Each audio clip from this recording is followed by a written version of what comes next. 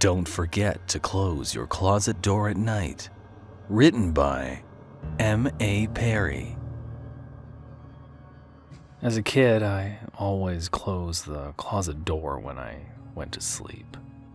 On the rare occasion my mom or I would forget to close the door, I would lay awake in wide-eyed terror, staring as tendrils of darkness snaked out in lazy swirls, slowly swallowing my already darkened room into a deep nothingness. When the depths seemed to reach the edge of my covers, I would frantically call my mom to shut back in whatever was leaking out. During my teenage years, I built the habit of closing the closet door myself. Every night I would brush my teeth, wash my face, tell my parents goodnight, and before hopping into bed, reverently close the door. There were nights I would forget, engrossed in a game on my computer, exploring the internet, or texting girls on my phone. On those evenings, as night deepened, a sudden fear would jerk me out of my technology trance. Goosebumps would rise on my flesh, and the hairs on the back of my neck would stand up. My whole body would stiffen as I glanced out of the corner of my eye and realized I forgot to close the closet door. The darkness would seem to be at my toes, reaching out, feeling for me. Rushing over, I would slam the door shut, out of breath. Those times, I would swear I could hear a faint scratch and a whispered laugh just on the other side. While the fear of my closet lessened as I grew older, the habit of closing my closet door before bed stayed with me well into adulthood. As strange as it was, the ritual was comforting. It made me feel safe, like I was protected as long as the door was shut every night. Eventually, I got married and moved into an apartment with my wife, who had a habit of throwing her clothes right in front of the closet door on the floor, blocking it from being completely closed. When we first moved in together, I would complain, pick up, or kick the clothes inside to allow the door to shut. As the years wore on, I became less diligent, and the door stayed open more often than not. My fear was so diminished, I even slept on the side of the bed closest to the closet. Although my fear was waning over time, I have to admit some nights the dread would sweep over me. Hairs on my body standing up as I stared into the closet, the familiar dark tendrils swirling out in the air, bringing back the recognizable pit of terror in my stomach. I'd quickly grab the phone off the nightstand next to me, shining the light into the door, causing the tendrils to retreat. Then I'd spend hours awake, convincing myself my childhood fears were just that. Silly childhood fears. I mentioned the tendrils to my wife once. She laughed and offered to buy me a nightlight for my side of the bed. She teased me regularly about it, and at first it made me mad, but over time it began to comfort me. The already few and far between nights of dread stopped. She was right. It was just a dark closet, one that housed my wife's impossibly large shoe collection and a seemingly endless supply of clothes. Soon my fear of the closet vanished completely, until that night. The night it came back. "Honey, will you turn off the light? I'm ready to go to bed," my wife mumbled from cuddling underneath my arm. I obeyed her wish, shifting to click off the light. I glanced at the closet, but didn't think twice about the mountain of clothes holding the closet door wide open.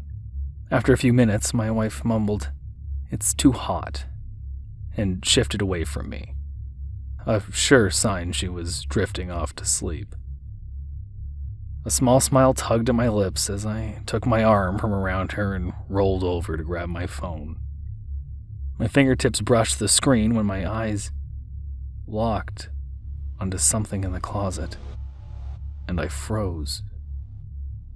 Not something, someone. A face. It was pearl white, with a blue hue surrounding it.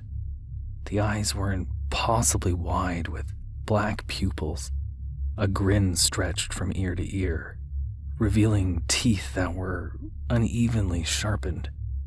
I couldn't see a body in the darkness of the closet, only a floating head staring directly at me. As soon as our eyes connected, the face whispered, "Now." The familiar dark tendrils from my childhood swirled out and began reaching for me. I couldn't move. I couldn't speak as the pointed ends of the tendrils reached the fingertips of my hand, still frozen in midair, reaching for my phone. The silence created from my own horror shattered into screams when the tendrils reached my fingertips. The knife-like points stabbed underneath each fingernail, ripping off one at a time with a sharp, tear-jerking pain. The excruciating sensation of razor blades being scraped along dry skin sent shockwaves over my body as the darkness started skinning me alive. Strips of skin from my fingers up to my shoulder left trail after trail of blood as my arm became unrecognizable. The searing pain almost kept me from realizing my wife had woken up and was now enduring the same fate, her eyes rolled back and body spasming from agony. Tears streaked down my face as I managed to entangle the word "why" amidst my screams. The darkness enveloped my room as the face floated above me, never breaking eye contact. It cocked its head to the side, its jagged teeth still bared in what could only be described as a smile. It spoke in a raspy voice, barely above a whisper. "You outgrew fear of the darkness, but the darkness never forgot about you. This woman, she made you forget.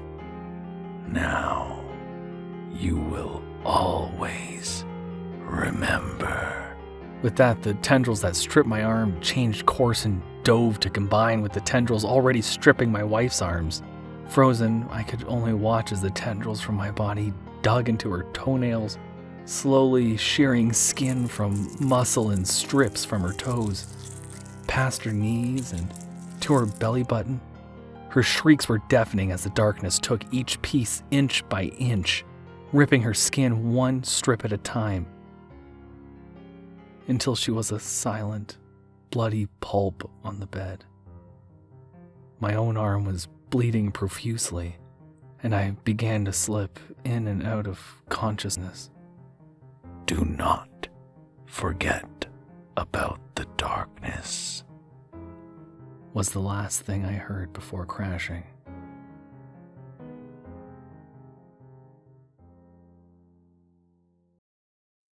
I woke up cuffed to a hospital bed, my damaged arm wrapped in bandages, stained in blood. I immediately began shouting, demanding to know where my wife was, all the while knowing she could not have escaped alive. Our surrounding neighbors heard the screams and called 911. They found my wife skinned on her bed, and me passed out in front of the closet. They questioned me over and over at the hospital. At first I tried telling them about the closet. I told them about the face, the tendrils of darkness. They didn't believe the darkness did it, but for a while they thought someone broke in wearing a white mask and hid in our closet. But no signs of a break-in could be found. On the second or third sweep for clues, a single carving knife was found hidden between our bed covers. The officers couldn't explain how they missed it the first time, but they stopped looking for an outside culprit immediately and started questioning me more harshly. The darkness, it must have put it there. It didn't want me to forget. It didn't want me to forget. I trailed off as the officers exchanged glances. Between my closet story and the trial, I was declared insane The police say I skinned my wife alive and then began on myself in remorse when I'd realized what I'd done. Now, I write this from somewhere with no closets, but I have a nightlight to chase away the shadows, just in case. The attendants know that if they make sure my nightlight is working, I won't be a problem. I've never had to go without it. I tell my story not to prove my innocence, but as a warning. The darkness from the closet is real. No matter how long it's been since you felt the cold fear of what's hidden, or how much you've convinced yourself it's not real, know it is waiting, and it has not forgotten you, even if you've forgotten it.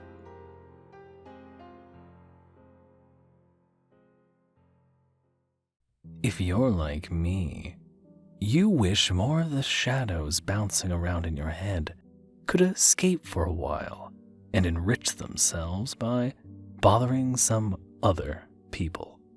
Well, what if I told you they can? At your anonymous pen pal, your wish for a concept becomes the inspiration for a full-fledged horror story. For instance, I could submit, I wish there was a story where a dystopian government violently opposes the usage of undergarments. Well, they probably wouldn't do that one, but they might do yours. All you have to do is Google, and then Google your anonymous pen pal, no spaces, and you'll find this delightful consortium's Twitter. Click on their website and see for yourself.